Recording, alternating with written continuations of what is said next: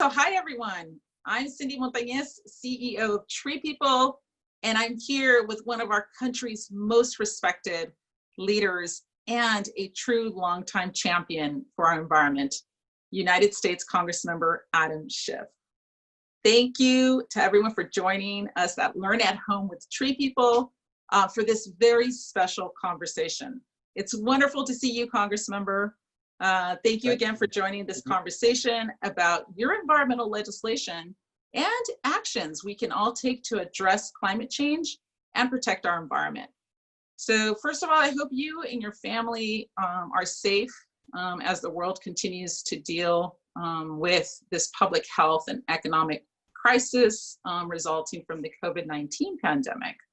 How have you adjusted? You know, you're always out in the community. We see you everywhere across Los Angeles, across the country. How have you adjusted to be safer at home?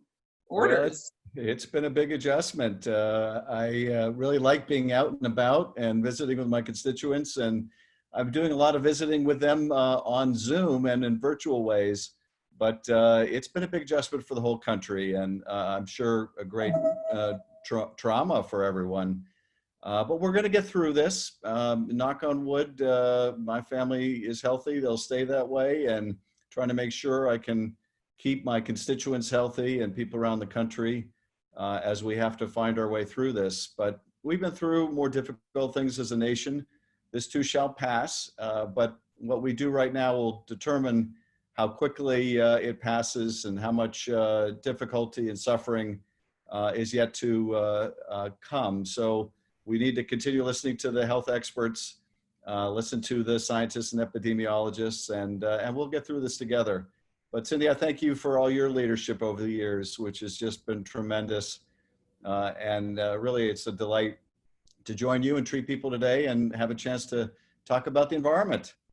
Thank you, Congressmember. I mean, one thing that is clear as I hear you talking about what people are going through is that the pandemic has highlighted how essential it is for people to have access to nature, right? To trees and to open space for our health and our mental well-being. Do you envision any change in Congress and possibly any kind of bipartisan efforts to continue with this preservation or urban forestry efforts? Like, once the pandemic is under control, do you think other members of Congress have now began to really appreciate how important it is for humans to have access to beautiful natural open spaces in their communities or somewhere close by? I think that's exactly what's happening. I know that my wife and I have never gone on so many walks together before. And I think that's true of so many of my colleagues that, you know, they have had to slow down because it's hard to travel, and they've ended up, you know, going out into nature where the nature has been open and accessible. And I know many of our parks and our forests have been closed for a period, but they're starting to reopen. You know, I do think that there is a kind of a new appreciation now that we're forced to shelter in place, even if it's not within the home specifically, that we can't, you know, be out and about and traveling around the country or commuting to work every day. And so people are rediscovering nature or discovering it for the first time, and that includes members of Congress.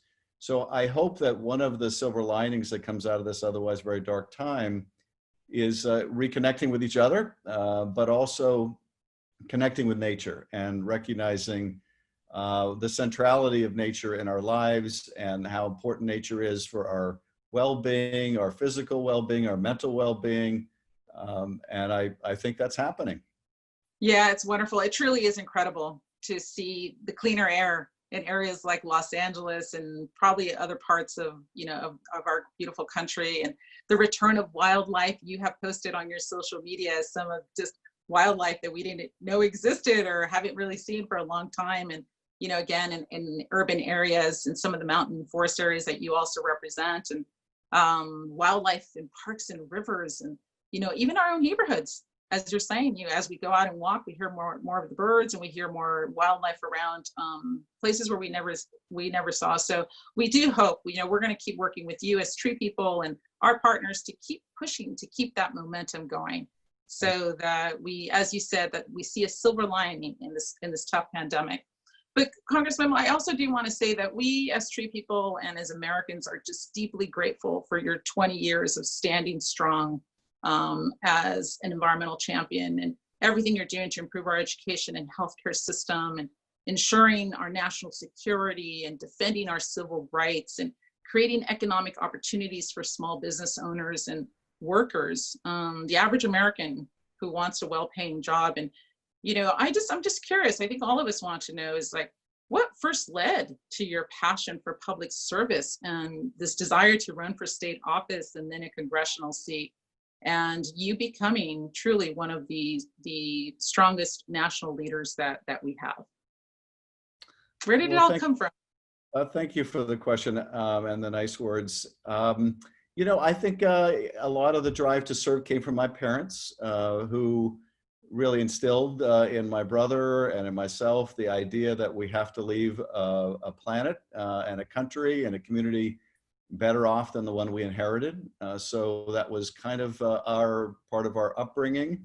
I was also living in the Boston area as a child. I grew up until I think I was 9 years old in that area outside of Boston. And, the whole Kennedy mystique about ask not what your country can do for you, but what you can do for your country was really in the air.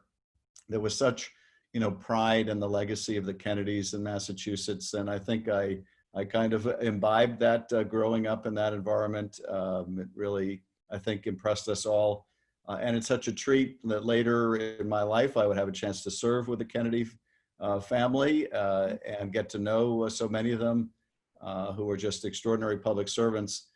So I think that, my parents had the most to do with it. The environment I grew up with it certainly had something to do with it.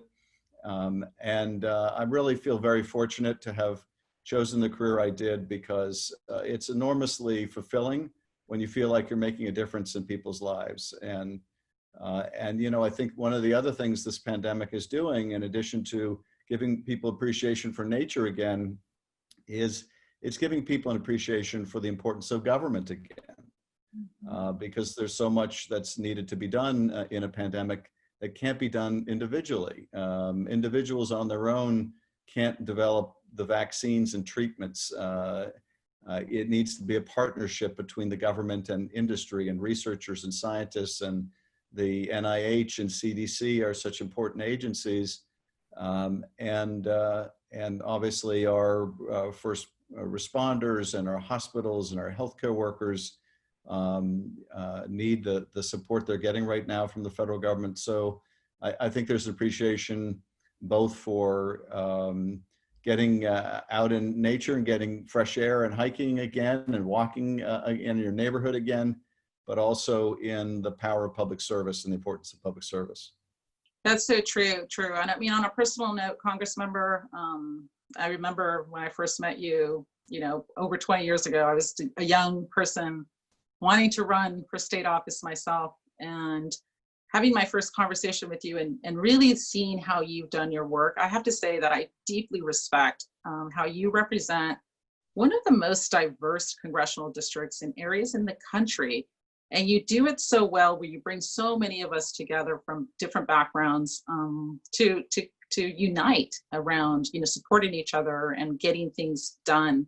And I've always admired your ability to bring people together from diverse geographies across our beautiful country, really, around a whole range of issues, but especially around protecting nature and building a more equitable and sustainable future. And one of the areas that I remember having the opportunity to help out a little bit was your push for the Rim of the Valley corridor, which you have now been working on for decades. Tell us a little bit about Rim of the Valley. Why is that so important to California? And how does it serve as a national model for bringing together diverse communities to protect, and connect, as you're saying, to each other and have access to these precious open spaces? I didn't think I realized as much as I do now how important it was even for me to be able to be part of those efforts and get connected to communities that I maybe otherwise would not have been connected to. So tell us more about Rim of the Valley, and why is this so important to you? Well, I'd be happy to. And thanks again for all your help and leadership on this initiative and so many others of deep concern to Angelenos, but also to the environmental community.